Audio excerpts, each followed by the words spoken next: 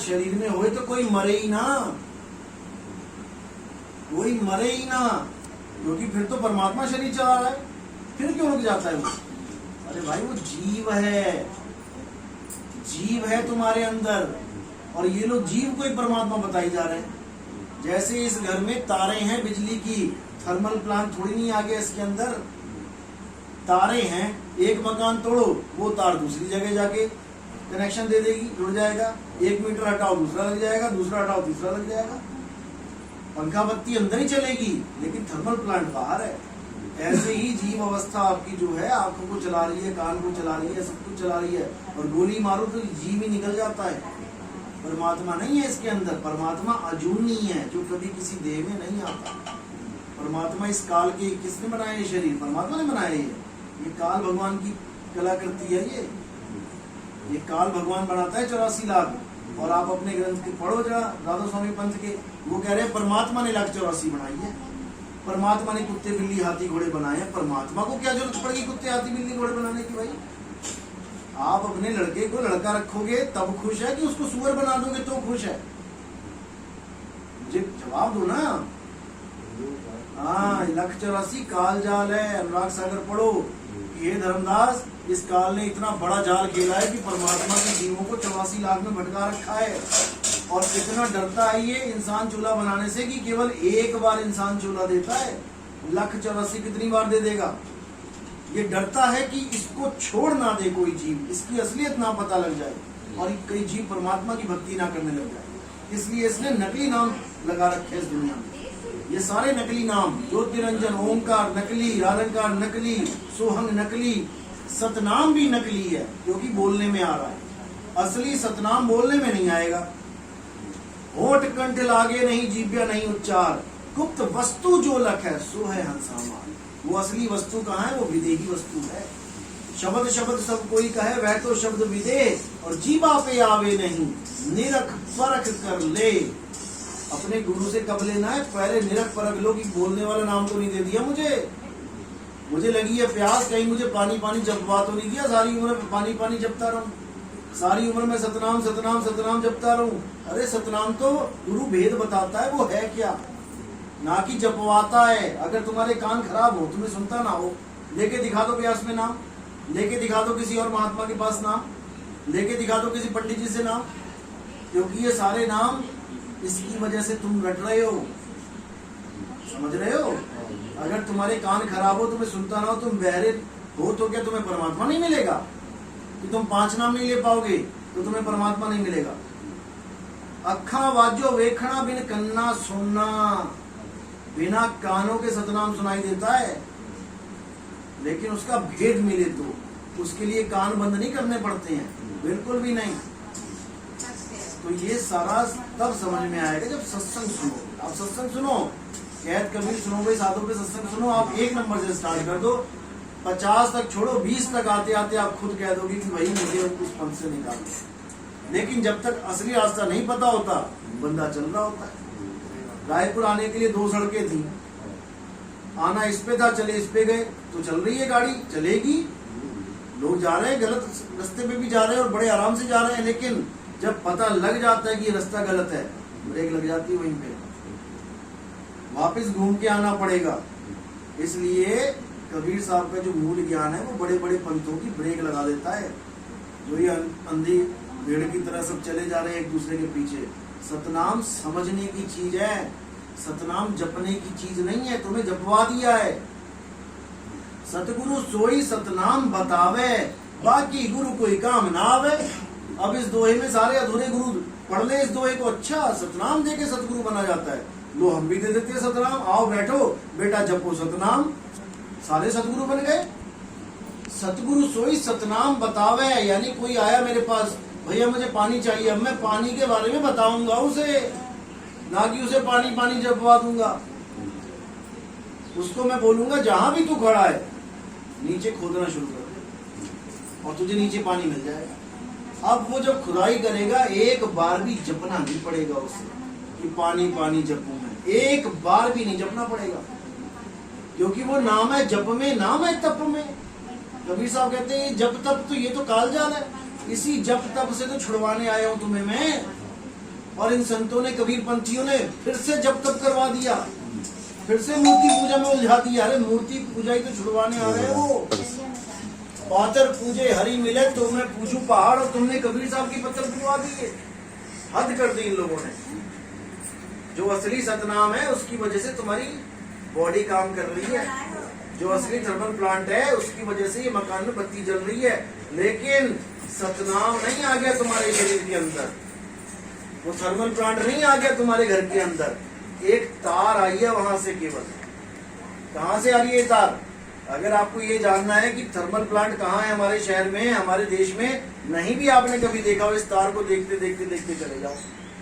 केवल घर के स्विच वाली तार को पकड़ते चले जाओ, कहाँ कहाँ से जा रही है, तुम थर्मल प्लांट में पहुंच जाओगे जाके। आपने समुद्र नहीं देखा, रास्ता नहीं जानते, केवल एक नदी पकड़ लो कोई भी जो 12 महीने बहती है, और उस नदी के साथ साथ साथ साथ चलते चले जाओ, कहाँ जाके गिरोगे? समुद्र में। इसी तरह वो तार क्या है? वो सूरत है, वो सूरत की तार है। उस सूरत को शब्द में लगाना है। वो शब्द कहाँ है? वो देही से परे है। सूरत कहाँ है? देही के अंदर। इसीलिए सूरत भटक गई है, फंस गई है देही में। अब क्या करे वो? अपनी देही को छोड़ के विदेही में ध्यान लगाए। जहां से आई है, कहां से आई सूरत? अभी तो कहते हो परमात्मा मेरे अंदर है, ठीक है, और जब ये शरीर नहीं था फिर कहाँ था परमात्मा? तब कहाँ रहता था वो? आज तो घड़ा तुमने बना दिया, उसमें पानी डाल दिया तो कहते हो घड़े में पानी है। जब ये घड़ा नहीं था तब पानी कहाँ था? समुद्र में था, नदी में था, कुएं में था। वहां से तुम उठा के ले आए एक घड़ा और तुम कह रहे हो घड़े में पानी है। घड़े में पानी का अंश है, नदी नहीं है घड़े में। इसी प्रकार सूरत आई है शरीर में। सूरत फंसी संसार में, तासे पड़ गई दूर। और सूरत बांध स्थिर करो, कहाँ स्थिर करो? जहां से वो आई है। समझ रहे हो? ये गिलास में जो पानी पड़े हैं ये बिछड़ गए अपने मूल से। इसका मूल कहाँ है? नदी में।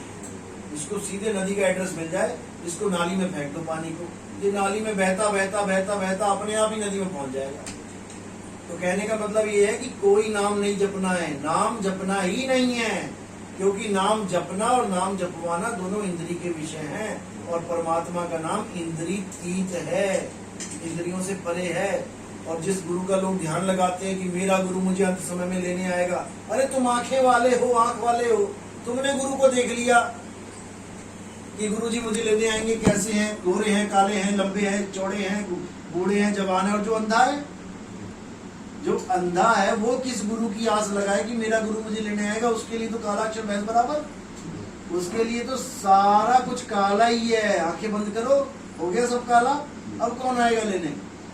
लेकिन कबीर साहब क्या कह रहे हैं कि भाई ये काल आता है लेने, गुरु रूप में आता है। जब सावन सिंह महाराज की हड्डी टूट गई, तब वो जब बिस्तर पे लेटे थे और डॉक्टर ने कहा कि तुम्हें तो खरोड़े खाने पड़ेंगे, बकरे की टांग खानी पड़ेगी, रस पीना पड़ेगा।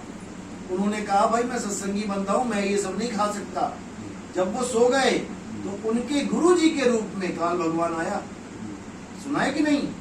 सुना है? हाँ, तो काल भगवान आया और क्या बोलते हैं कि तुम्हें डॉक्टर कह रहा था तो खा लेते।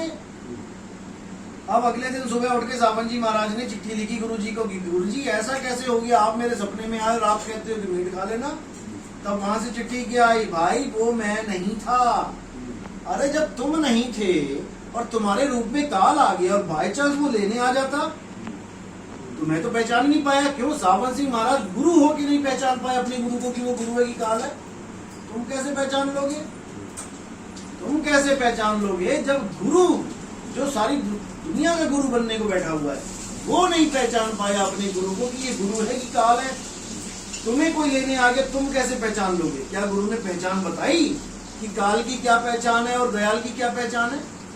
रानी इंदुमती को लेने आया कबीर साहब के रूप में काल भगवान, पता है? वो पहचान गई। क्यों पहचान गई? सावन सिंह महाराज नहीं पहचान पाए। क्यों पहचान गई? क्योंकि कबीर साहब ने पहचान बता रखी थी। उसका माथा छोटा होगा, आंखें पीली होंगी, बताई पहचान। अगर पहचान है तो असली नोट आएगा, नहीं तो नकली नोट कोई चला के चला जाएगा तुम्हारे पास। तो कहने का मतलब जब तुम्हारे गुरु को पहचान नहीं है कि काल में और दयाल में क्या भेद है, तो चेलों को क्या पहचान होगी ये बताओ। या तो अपने गुरु को चिट्ठी लिखो, महाराज जी अगर आपके रूप में काल आता है तो बताओ क्या पहचान है। कैसे पहचानूंगा मैं कि काल लेने आ गया कि मुझे गुरु लेने आ गया? फिर क्या करोगे? उठा के 84 में डाल देगा वो। यहाँ पर पहचान दी जाती है इस पंथ में कि काल आएगा कैसे आएगा, दयाल आएगा कैसे आएगा, कैसे बचना है और कैसे क्या करना है। यहाँ पर नाम नहीं जपवाया जाता कि तुम्हें नाम पकड़ा दे कोई नाम जपने के लिए, नाम तो छुड़वाया जाता है। यहाँ पे सोई गुरु पूरा कहावे, 2 अक्षर का भेद बतावे, एक छुड़ावे एक लखावे, तब प्राणी निज घर को जावे। वाणी तो नहीं सुनी? संत मत प्रकाश भाग 4 पढ़ना राधा स्वामी की पुस्तक, उसमें ये वाणी लिखी हुई है। फिर क्या कहते हैं? 52 अक्षर लोक तरह सब कुछ इन्हीं माही, ये अक्षर खिर जाएंगे वो अक्षर इनमें नहीं। ये 52 अक्षरों के द्वारा जितने मर्जी नाम बना के बैठ जाओ, कितने नाम जप लो, लेकिन वो अक्षर इनमें नहीं आता।